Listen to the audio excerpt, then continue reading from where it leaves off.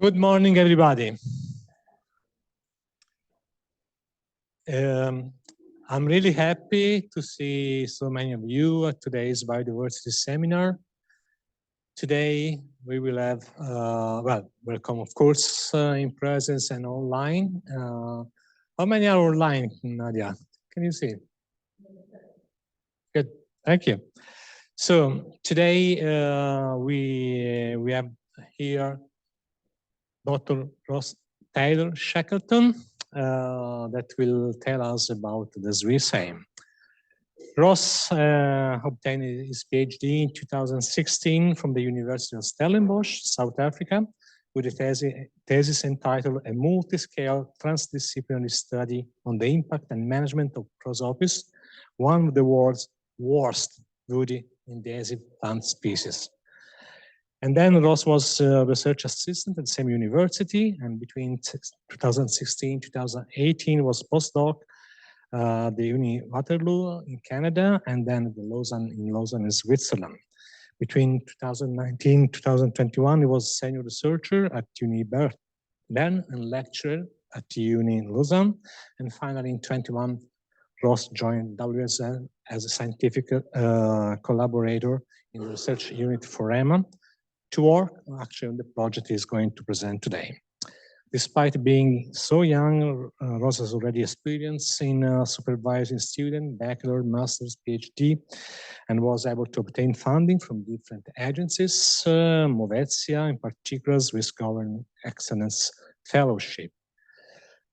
I'm jealous because he has an impressive records of more than 50 publications in peer-reviewed journals. I think 29 is the first author. And he has paper on trends in ecology and evolution, in Ambio, in Causus, in Journal Environmental Management, Biological Review, Conservation Biology, among others. With an age index that according to Scopus around 28. But besides all these metrics and facts, what I would like to highlight that Ross is really an authentic person, enthusiastic, friendly, and highly proactive scientist and team player.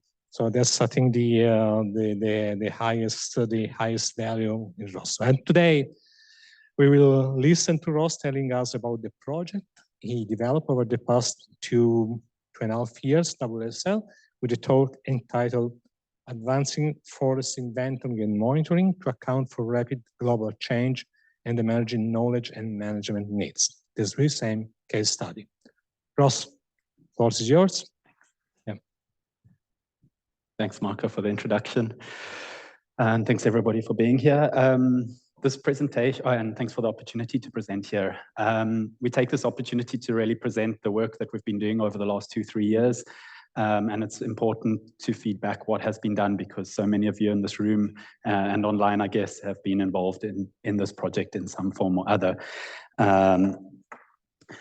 This talk is not necessarily only focused on biodiversity, but there's strong biodiversity aspects, and the Biodiversity Center and the Biodiversity and Conservation Unit at VSL have had major inputs into the development of SwissAIM. But this talk will be a little bit broader than just biodiversity aspects. Okay, it's not changed. Okay, there we go.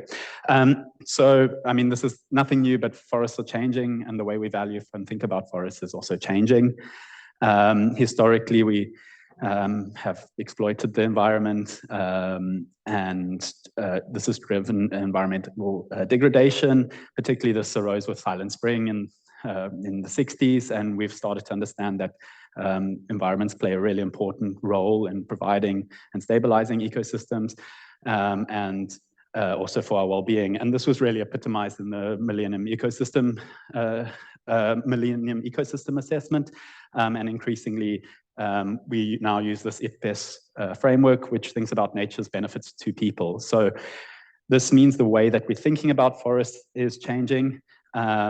Historically, we've always thought of forests as kind of a source of timber, kind of a product to be exploited. But increasingly, we also acknowledge many other diverse services that forests provide, from recreation, dog walking, jogging, to biodiversity, as well as other ecosystem services, for example, protection forests in the back here. And the way we manage forests also has an impact on people's use of forest. And this is an example from Sweden. And as you can see, people's use of clear-cut forests was much lower than other kinds of forest. And it's important to take these considerations into how we manage forests to also better enhance and enable society needs. There's a large number of global change drivers that are affecting forests. For example, climate change is increasingly causing severe windstorm events, causing wind throw, which alters kind of forest assemblages. Drought is, also as a result of climate change, is increasing early onset of leaf browning and foliage loss, which has implications for forest dynamics. We have introductions of pests and diseases, invasive alien species, which are altering forests, as well as native pest outbreaks, for example. And this is just a very broad overview. And as a result of these changes, forests are changing. You can see here, based on European data from a large number of countries, that with time, there's an increasing a defoliation or of trees, and here you have examples of a tree with low defoliation and high defoliation, and this means that these trees have lower health and vitality, and would ultimately be, with less foliage, they're able to they would be more susceptible to damages and more susceptible to death. What's causing these defoliation? It's particularly insects, but also notably over here, drought, increasing drought with time. So this is a European overview. In Switzerland, we can see similar trends with actually more data, and particularly in the last 5 years or so, there's been a huge increase in the number of trees that are over 60% defoliated. There's also a growing rapid increase in mortality in Switzerland. So ultimately, tree health is declining as a result of global change. This alters forest dynamics. And we can see that there's a large decrease in, so these global change effects are also altering forest dynamics, and there's a large decrease in ingrowth. So this is natural regeneration of trees into forests. This change is particularly as a result of the declining ingrowth of conifer trees, but there is also an increasing trend of ingrowth of broadleaf trees. What's good for forests as an economist is that that doesn't really have effect of overall growing stock. So we'll still be able to produce wood moving into the future. So what becomes important is that we need to really balance these global change issues, but also these needs that we have from forests. And there's synergies and trade-offs between how we manage forests. For example, if we manage for wind throw, there's strong synergies with timber production, recreation, and biodiversity, but not such good synergies with carbon sequestration and protection of forest. Okay, and what I didn't say is all of these very small, quick overview case studies I've provided you are based on long-term monitoring and inventorying programs. And this baseline data is essential to understand these changes. Without it, we won't actually know what's happening, and we won't be able to respond. So I come back to this figure where you've only seen the first half. You have these global change drivers, and which relate to terrestrial changes, but it's really important that we have baseline inventorying monitoring for understanding status, but also for, as you've seen in some of the case studies above, for developing models of what's going on and what might be happening in the future. This baseline information is really also important to inform policy and adaptive management moving forward. And this is really nicely summarized by a quote from an editorial in Nature 2 years ago, which says that forest science relies on long-term data that scientists wring from forests over decades. Our chances of overcoming climate change are small, but they will diminish further if we forget the basics of monitoring our home planet. So With that, we'll start to move a little bit more into Switzerland, and Switzerland's highly privileged to have a really strong baseline inventorying and monitoring systems in place. In particular, I'll highlight these three, which is the National Forest Inventory, which has over 7,000 plots across Switzerland, and these plots are measured on a 9-year basis. There's SwissAIM, which focuses on this defoliation, which is an indicator of tree health and vitality. This is on a 16 by 16 kilometer grid with roughly 50 plots, and these plots are measured annually. And then there's the Biodiversity Monitoring Switzerland, which has almost 1,500 plots. They're measured every 5 years. Here there's focus on various things, including ground vegetation, bryophytes and lichens, and also snails. And this includes plots not just in, so these first two only focus on forests. This last one is across all landscapes, but they do have plots in forests.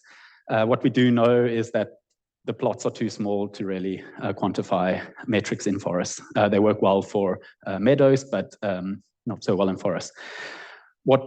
And I mentioned these ones specifically, these three long-term monitoring and inventorying systems in Switzerland, or programs, because they all have one thing in common, is that they're based on the original NFI 1 by 1 kilometer grid. So they actually, all of these monitoring systems have overlapping plots across Switzerland, but they are all distinct programs that are run by different units, different people, and there's a lack of data integration between them.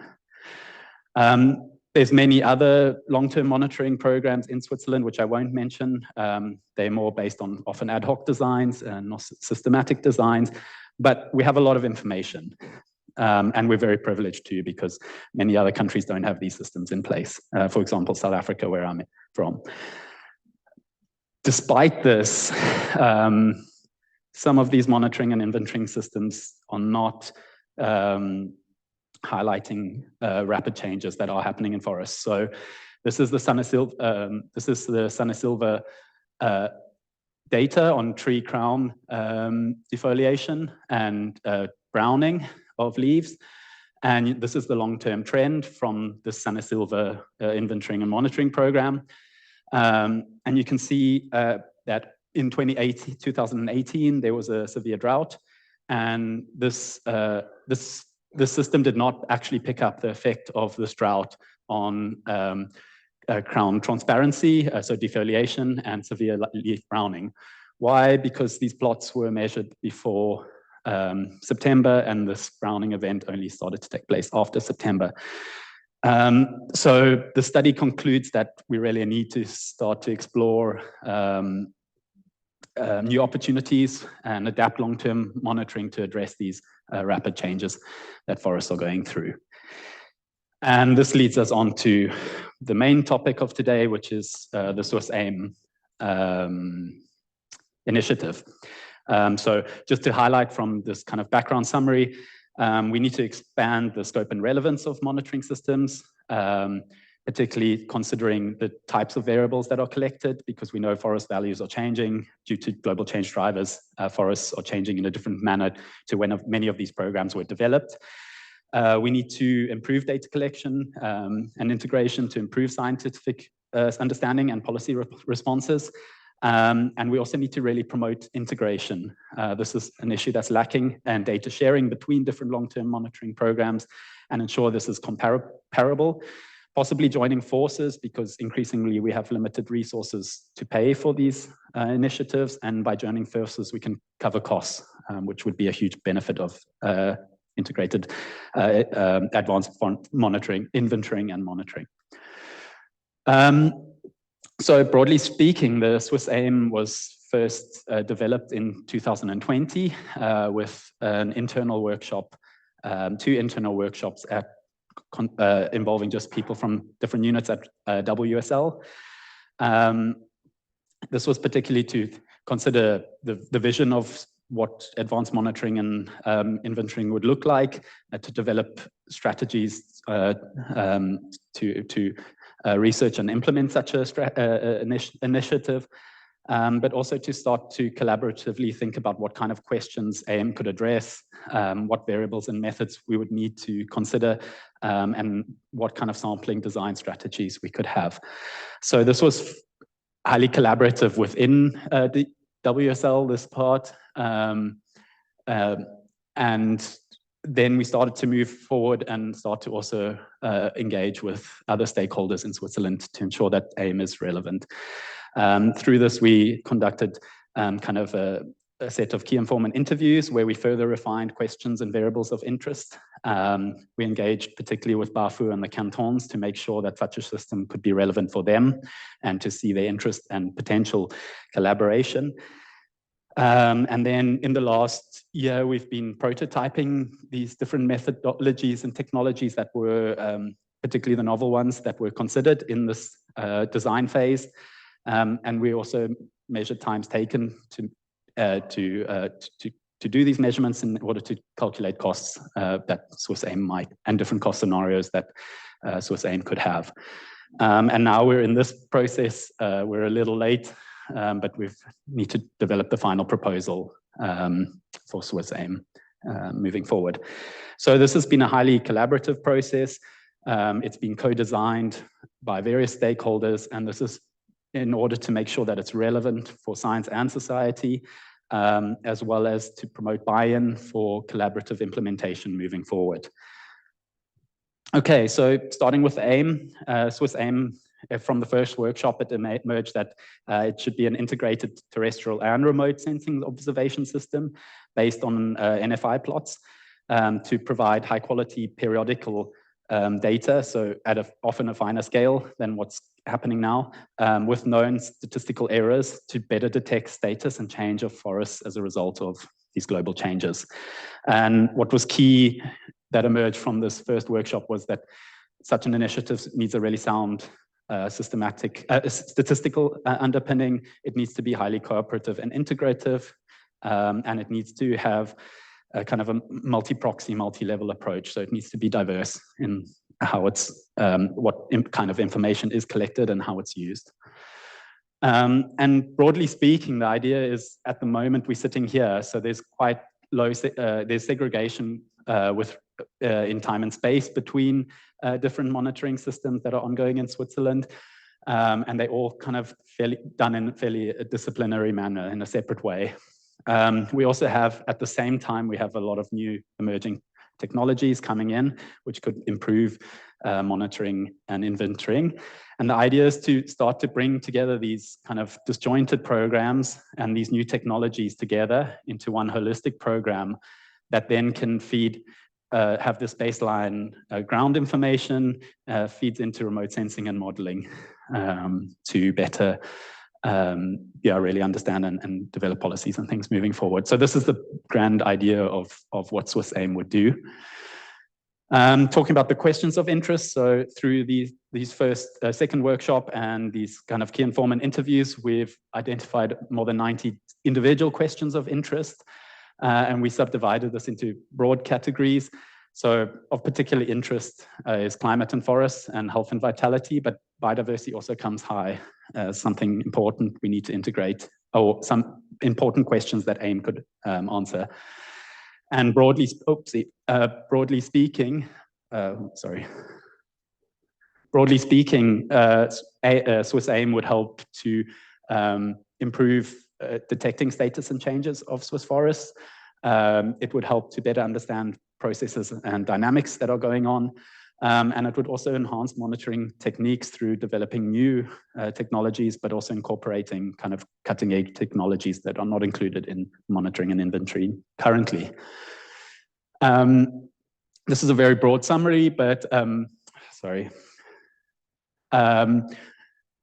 it was identified by stakeholders that we really need to cover and monitor aspects across the whole forest and the whole ecosystem, all the way from the atmosphere to soil biota.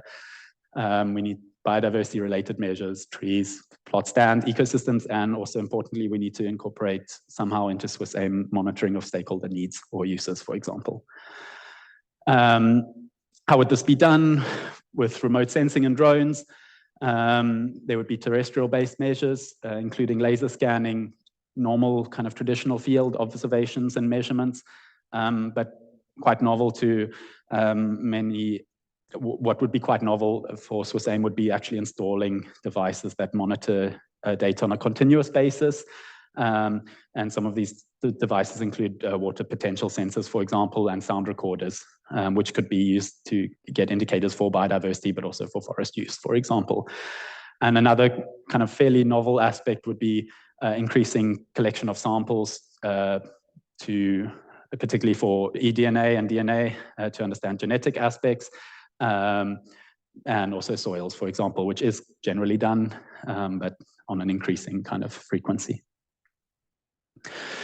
There was quite considerable discussions at the various workshops about different design options for SwissAIM, and the first priority would be a systematic grid based on the NFI traditional 1 by 1 kilometer grid. Why? Because this would better enable data integration between current monitoring systems that actually use this grid already. So this could lead to example for sharing of field teams to do the work. And there was also considerable interest in having thematic grids. This would be a second priority. And what was considered as a kind of a compromise was that we'd have the systematic grid, but in the event of a change or a study, these ad hoc grids could be added and possibly maintained into the future. Okay, what was important? So it was emerged that it's key to understand kind of that AIM would need to be statistically robust. So we did a power analysis just to understand how many plots we would be needing. And we used 3 different variables relating to growth, so basal areal increment, diversity, number of species on the plot, and health, which is indicated by that sunny silver defoliation data. And and also these variables had existing data that we could use for the analysis. And we aimed to see how many plots would be needed to detect change. And roughly speaking, to have an 80% power for most variables, we would need around 200 plots. And this corresponds to roughly an 8 by 8 kilometer grid, which would look like that. It would be 185 plots across Switzerland. Obviously, if we had more plots, we would have higher power. So there could be consideration to actually have an even more dense grid, but then this would come with higher costs. Okay, this is a bit of a messy table, sorry for this. Another important consideration was which grid to use. And I'll summarize it so you don't need to read it too much. And this emerged from the third workshop. We discussed the pros and cons of what 3 grids that we pre-identified. So the current active Swiss National Forest inventory grid, an old dormant grid. So originally the Swiss NFI started on a 1 by 1 kilometer grid. It was then densified to a 1.4 by 1.4 kilometer grid. That means there's some plots that were measured historically that have now been abandoned. So there is some historic measurements, and a second idea was that SwissAIM could be implemented on these old plots, abandoned plots, or dormant plots, whatever you want to call them. And then we also gave the option to suggest new other grid design options. Broadly speaking, if SwissAIM were implemented on the NFI grid, the main pros was that it would better enable data integration, cost saving, and politically, this would have higher support because we wouldn't be starting a new program. We'd be developing, so this might have better political backing. Some of the cons are that more regular visits and the installation of devices and potentially destructive measures might impact these long-term sites and impact the data that's coming out of them. There would also be limitations, which I'll talk about in the next slide, of what could be done and could not be done on these NFI plots. The opposite is true for using the dormant grid. We would have not really any limitations on what's done on the plot. There would be less impact, but it would have higher costs and less connection with long-term data. Then there was some other kind of proposed, these came up, I should have put that there, sorry. there were some other new grid option ideas that related to these more kind of these gradients, and also the idea that we could potentially have satellite plots next to the NFI, which means we could do much more on the plot. It would complement NFI data, but at the same time, it would be more costly and have this issue with data integration again. So considering this is still kind of, we could say, it's not officially decided, but this is probably the most likely scenario that for SwissAIM, which means that there are some limitations on what can be done. So this is an example of a current NFI plot, and through discussions, due to limiting impact on these plots and this long-term data set, kind of traditional measures and observations can be done, even within the primary central plot. It would be acceptable to do minimally invasive and destructive measures inside the interpretation area, which is this broader square here, that's 50 by 50 meters. But no kind of largely destructive or invasive measures could be done even on this observational part of the plot. They would have to be done outside this NFI 50 by 50 plot. And considering this, we've developed kind of through prototyping and consultations, we've developed a potential plot design for SwissAIM, and the novel aspects really come in these yellow. So this is the traditional NFI plot where there's these two inner circles are mainly for tree measures. These arrows here are for deadwood measures. The smaller subplot here is for measuring tree regeneration. And then this broader plot is for observational measures about the stand. So we would use the same base and incorporate some of the same measures. And this plot is also used by Sun Silver, so it goes across both. And the idea would be then to use this and some of a subset of these base measures. But through SwissAIM, we would introduce subplots into the interpretation area for minimally destructive and invasive measures. And this would include installing really inconspicuous sensors, including sound recorders, which would give indications for different biodiversity and use. I've mentioned this also, water potential sensors. It would also be where we would take soil samples, genetic samples, potentially coring. And then we also, a key variable that was of high interest was regenerate. So this is the current regeneration plot, would be to install regeneration plots in gaps. So we'd use a laser scanning to identify gaps in the forest and install new additional forest regeneration plots within the or wherever there's a gap on that plot.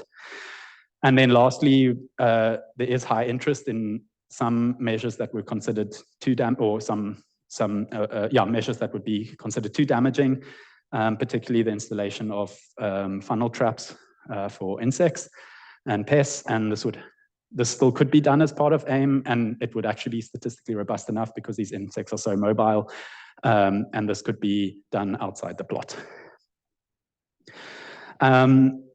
We also, as part of this consideration of what can be done and not on a plot, we initiated a little sub-study because tree coring was highly desired as a new measure for SwissAIM, but it was quite controversial relating to the potential damage it can have on the trees. So what we did was we found sites that had tree measures before they were cored, and then it's slightly different for each one, but roughly 10 years later, these same trees were remeasures after coring. What was important is these sites also had cored and uncored trees in the same location. And what we did was using data for fir and spruce in Switzerland and beech in Ukraine. We looked at whether coring did have an effect on growth and mortality of trees. We used propensity score matching and then bootstrapped confidence intervals to do this. And where there was an overlap of the 95% confidence intervals means that there was no difference in the growth or mortality between cored and uncored trees. And as you can see in the figure, actually, there's no effect on growth or or on mortality. And this was kind of an ad hoc add-on study to help to answer some of these questions that were being debated relating to what can be done on SwissAIM plots or not. Thanks to Jean who drove this. Yeah. So moving forward, these are broadly kind of the outcomes of this collaborative design process. Now we're starting to think about taking steps to thinking about how can SwissAIM be done and how much will it cost. And we've developed different cost scenarios based on different grid densities and number of plots, whether the measures would be financed only by a SwissAIM dedicated fund, or if there would be co-financing and co-implementation of data collection and the whole program. And then also we did a prioritization exercise for different variables based on basically the logistical challenges, whether it's easy or hard, and the costs, high or low costs. And these, we came up with kind of three options. It's essential baseline information, and it has to be done. It's important additional data or supplementary information that would complement SwissAIM, and it's at a reasonable cost and logistically reasonable. It would be really useful information to have, but it's highly costly and quite difficult to implement logistically. So we prioritize this, and we've come up with, based on these, a number of different scenarios. This is still a bit of a work in progress, so this is preliminary, and I'm only going to share for each grid the highest and lowest cost. So basically, if we had 700 plots that were all financed through a specialized SwissAIM fund, and we did every single measure possible, it would cost roughly 11 million per year to implement such a program. If we did only the base measures and there was co-financing with these other long-term monitoring and inventorying initiatives, it would cost less, about roughly 1.6 million. So there's huge differences here. These are the same scenarios here. So this here on an 8x8 kilometer grid, if we measured everything and everything was done through a dedicated SwissAIM fund, it would be just over 4 million. And if there was cost sharing and we did only the baseline measures, it would be again roughly 1.5 million, and similar for the 16x16 grid. What really changes, actually, interestingly, it doesn't matter so much these the grid densities for the kind of worst case scenario, if I could put it, or the least, where we would do the least, is because here the primary costs relate to staff costs, both dedicated managers, lab techs, people at VSL, but also field teams. And that doesn't actually change much based on the grid density you have. You still need a dedicated GIS expert no matter how many plots you have. And so this is why these costs are similar. What's really expensive is actually the lab analysis, particularly for insects, where they wanted for 6 months, every month, some samples. And yeah, it costs like roughly 2,000 to analyze that data per sample with multiple samples per plot. So it's actually this post-lab analysis that is probably the most costly aspect for SwissAIM, and potentially not having or doing these less frequently could help to bring down these costs moving forward. We also spent time, particularly in the third workshop, thinking about how SwissAIM could be implemented. And part of this, we kind of mapped stakeholders of who would be interested and have influence in SwissAIM. In blue is policy kind of management related stakeholders. In yellow, scientific stakeholders. And in green is others like NGOs or private business. And here we name the most important ones. So the stakeholders that could play a key role in actually implementing SwissAIM moving forward. But we also acknowledge that it would be important to bring these people that are really interested, and SwissAIM could benefit kind of up into this quartile here and allow them to have more influence on this and bring them in, which could help to co-finance and co-implement such an initiative. Broadly thinking, if SwissAIM had to go kind of forward, we really see it would be kind of this upper tier of management relating to a decision-making body with different stakeholders and the funders, and then having kind of a dedicated project manager coordination group. And this follows kind of the IPC, this ICP model, which is highly collaborative across multiple countries across Europe. So we've really tried to copy their model, and then having different module and group leaders for each kind of aspect of this forest monitoring initiative, who would help to manage technical key teams and feedback between these areas. Okay, so I think broadly speaking, from this process, we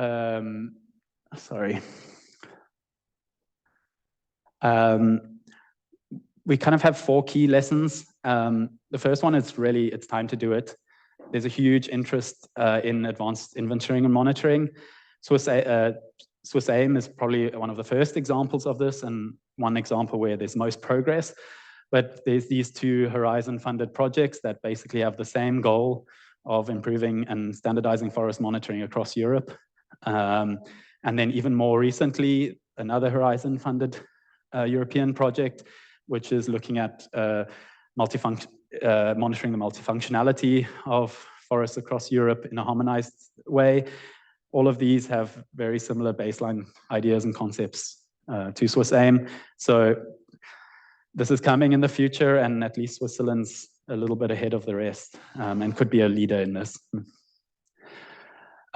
It's really important, if we're going to address these global change issues, if we're going to understand them, that such initiatives need to kind of move on from this multidisciplinary arena to transdisciplinary arenas, because we are dealing with like a highly complex problem that deals with science, society, and policy and management. And we really need to start better engaging and monitoring different stakeholders and addressing their wants and needs.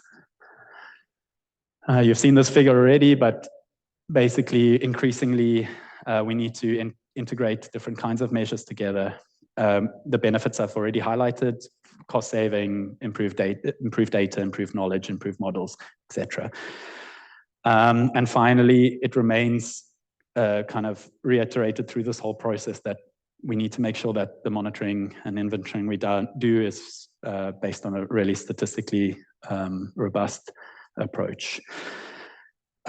With that, I would like to thank the project funders, so VSL through internal project funding, which the National Forest Inventory provided funding, and some funding that came through Horizon Europe for the prototyping. I'd like to thank the SwissAIM committee, who have been highly dedicated through this process and provide a lot of insights.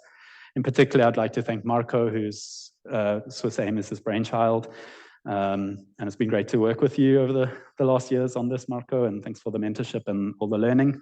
And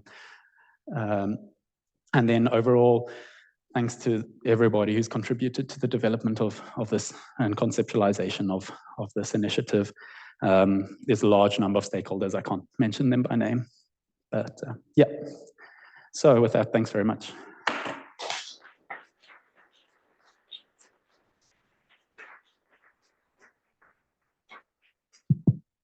Thank you very much, Ross, for this comprehensive overview of this SwissAIM processing characteristics. Now, I think we do have time for questions, either here from the room or from remote. So I see already one flag rising. Aaron, please. Because the remote audience. Thank you. And you see your names are near and outside. Yeah. Thanks a lot. My name is Arun Bose. I'm a postdoc at WSL. So yeah, really impressive presentation, and you covered all the things that are happening here. So I would like to ask a question which is a bit different. Like, so you know, when we monitor after the event happened. And now we are expecting that there will be more extreme events that we never seen in the past. And these frequencies of these extreme events will be more frequent. Yeah. So what do you think, like if we monitor, that means we are monitoring after the event, but can we create the event and monitor afterwards? For example, we have forest management kind of approach that we can mitigate that the impact. But can we create such impact within the forest management platform we have here? And then we monitor whether these forest management practices can mitigate the impact that we anticipate in coming years. Yeah. Thank you. Thanks for the question. To answer broadly, yes, I guess management interventions could be picked up in these monitoring systems, but it would take a long time. Like these changes, yes, we're saying they're happening more and more rapidly, but if you start to change the way you're planting forests, it will take a bit of a longer time to actually really understand what's happened on the ground. Also, what is primarily proposed here is a statistical design. So the plots would be on systematically on a grid, which would mean you would get a kind of a broad scale overview to really understand status and change, like which is the point of the NFI. Which would potentially then be picked up in this, yes. Yeah, but I guess there would be a lag. Yeah, it won't be immediate. If I can add on this, I think there's also not only we are in evolving environmental situation, which is one fact. The other fact is that most of the monitoring system we do have in place were designed 40 or 50 years ago. And that's actually the reason behind what we are trying to do here, making them more adaptive, more flexible, more reactive. So then if you are lucky to make a measurement before a disturbance or an event, yeah, that's a matter of actually being lucky, besides some technology that can help. But securing that the frequency of measurement is high enough to detect and track what's going on is important. I think the example of Sanasil, NFI plots at the time of the drought in 18 is a good one. Yeah. So it's nothing to do with the Sanasil, it's a good system. Simply the timing of the was quite unfortunate because the effect of the drought came later. So we should accommodate sometimes this kind of events going on. Good. Thank you. Some question online?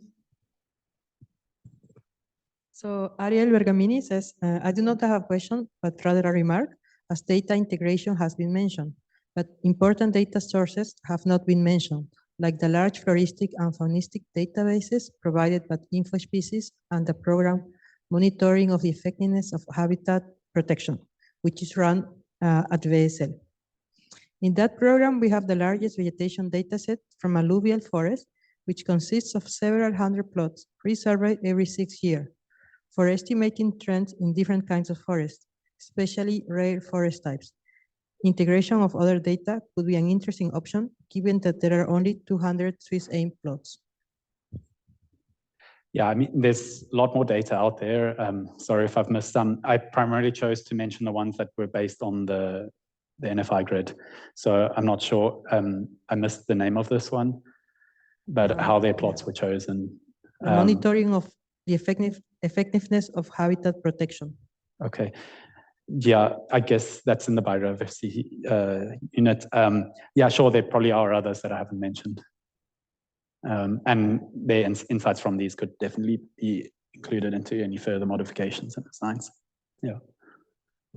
Well, basically, I think doors are open to any contribution. It's most important to remark that when we started this initiative, the starting event was a workshop where all research units at WSL that were concerned with forest were invited, not only with forest, for instance, land change science was also involved. So this was really open, and we built upon this starting point to further develop this. But if we were not able to catch all the possible contributions, I think that we are still in a phase where we can accept input here.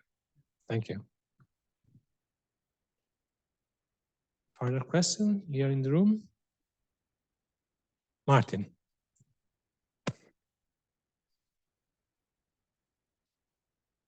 Thank you very much. So you mentioned a lot of variables that you're going to measure, but how do you decide at the end which you will measure when you have to consider also the costs? You just contrasted the business as usual way of doing the inventory now and the full program with all the different things that you measure. Yeah. But at the end you have to decide, and what is your strategy to decide which variables you use to really detect at the end what you aim to detect? So we did a prioritization more internally with the committee exercise, and it was primarily related to the data that could be provided, the cost, and some of these things are a bit more logistically challenging to do, so logistic aspects, and then we prioritized each variable based on these three factors. Yeah, so it then also depends on the funding, and then compromises will have to, the high potential funding, compromises would have to be made there. One other option is, I mean, this can also provide a platform. We've discussed this. This can provide a platform for going into other landscapes too, and we can then find new stakeholders to get involved and collaborate to bring in more co-funding. The other option is that those variables that are not included on a regular or annual or semi-annual basis could be done as add-on projects, and particularly some of these more costly ones, for example, the insect trapping. Maybe we could just do it for 1 year instead of every year. So we can adapt frequencies if there's huge number of scenarios. Yeah, maybe we could include everything, but do things not as frequentfrequently as asked for, but still have some. Yeah, so it really depends on funding and who's involved. Yeah. And excuse me, I don't want always to do this. I don't like to do this, but maybe it's also important to mention that during the process, each unit was asked in this respect. So we have bilateral meeting with everybody. So we are explicitly asked, what would you like to prioritize about the possible measurement that can be interesting, for instance, for forest health or forest growth or biodiversity or soil. Yeah. So we will depend upon the expert opinion coming from the different research units to have this final list, and then say the issues related to the logistics and the cost came in. And this was a kind of ranking we did the committee, and it was quite a consensual decision to identify, okay, this will be nice to have, but it's definitely too high cost to make it. So let have it in the list, but then ponder in front of the support that initiative will actually receive in future. I mean, also if you think about this, potentially these non-systematic add-on grids, these would be probably financed through separate projects, but that could draw on this baseline data from SwissAIM. So I think this could also be an option. Yeah. I see there is no question online. Maybe other question here in the room. Question.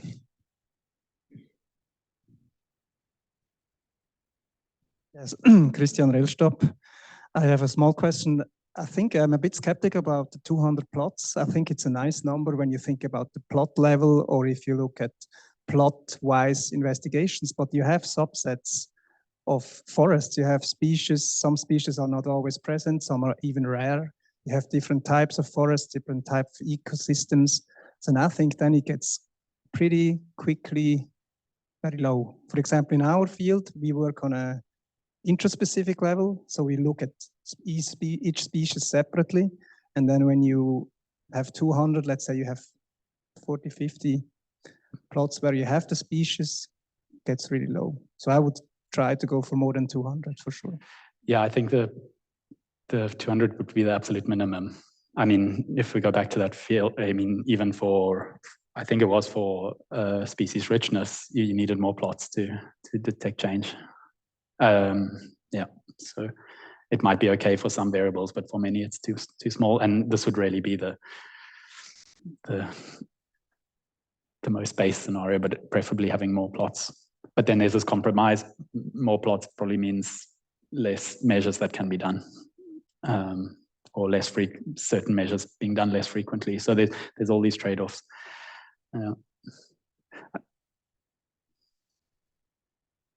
But yeah, I think we kind of identified 200 as the minimum. Yeah. Minimum acceptable.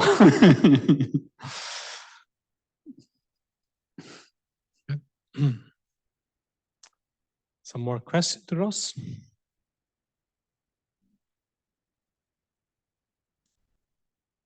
And I don't think online is okay. Maybe then I have a question, Ross. Perhaps I don't know. It's not a. When I was once more across your CV, you had quite an experience in developing studies on conservative nature conservation, invasive species, and all this involves also dealing with different stakeholders.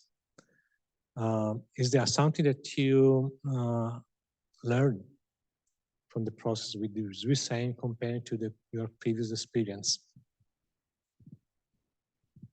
It's hard to say. There's very different ways of engaging, different methodologies to do this. So a lot of the previous stuff has been more questionnaire based, which would be more opinion. But we have done collaborative design for management strategies and things like this, which is kind of very similar techniques to what we used in SwissAIM.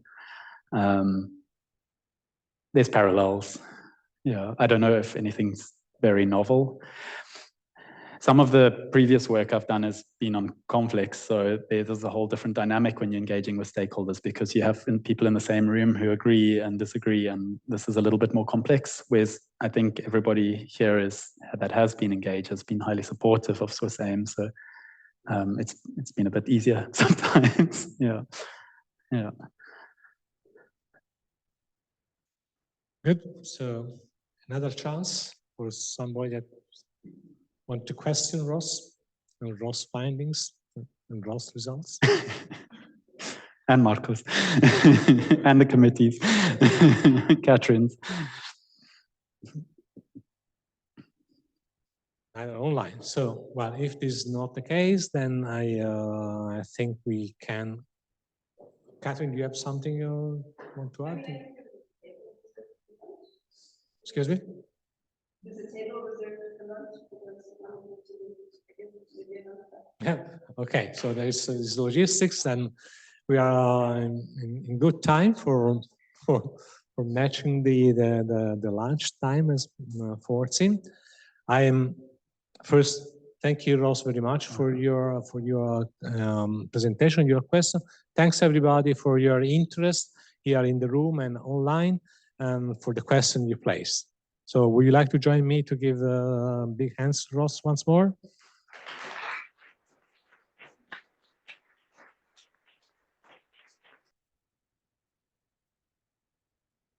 And of course, Nadia, thank you very much for managing the technicalities behind this organization. Thank you.